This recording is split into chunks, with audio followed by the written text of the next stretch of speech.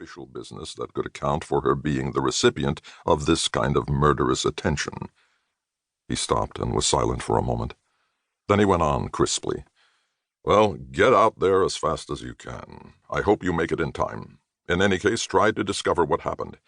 I don't like unexplained mishaps to our people. The explained ones are bad enough. When he'd called, I'd been on leave myself, spending a couple of weeks with some friends in Santa Fe, New Mexico, my former hometown. In the business, you have no home and therefore no hometown, but there had been a period, some years ago, when I was out of Mac's clutches and had lived in one place like an ordinary citizen. I still go back there occasionally to do a little fishing and tell a few lies about how I earn my living nowadays. Although it's the capital of the state, Santa Fe is off the main air routes.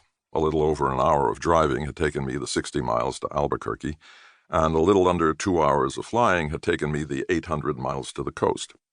Just time enough for me to do some research, in a couple of news magazines and a Los Angeles paper I'd picked up, on the area to which I was now assigned. I learned that a lot of California had been washed out to sea in the heavy rains that had recently plagued the state, and that what was left was expected to slide into the drink whenever the San Andreas Fault decided to stage a repetition of the San Francisco quake on a larger scale. Various psychic and seismic characters seemed to think it would happen fairly soon. Apparently, I was taking my life in my hands just crossing the coastal range into this unstable hunk of geography. But even if the state of California stayed put, I learned I wasn't safe. The water was polluted, and the air wasn't fit to breathe, according to various groups struggling desperately to stave off total disaster. One group in particular, boasting a considerable array of scientific talent in the fields of biology and meteorology, was meeting the problem head-on by advocating an absolute ban on the internal combustion engine before it irrevocably contaminated the state's atmosphere with its byproducts. It was an interesting idea. I found myself reading the column with mixed feelings. I like pure air as well as the next man, but I'm also rather fond of fast automobiles.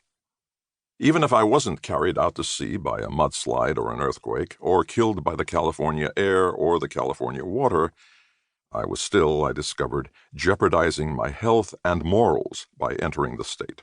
According to one reporter, the quantity of marijuana and other drugs crossing the border from Mexico was enough to addict a man just standing by the highway sniffing at the vehicles roaring past. The U.S. government had just instituted another major operation. There had been some previous efforts to cut off this supply of happy, unhealthy dreams. According to the newspaper, the valiant protective work of the Customs and Treasury boys was not appreciated by the tourists delayed by lengthy searches, or by the Mexicans whose businesses were suffering as a result.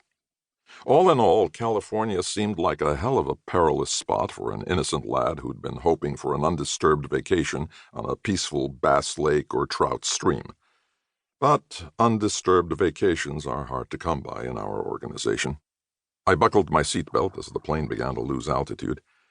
We descended into something that looked like a giant basket of dirty laundry, the smog clouds trapped by the coastal mountains, and discovered, to my considerable relief, that there was an airport under the grimy-looking mess.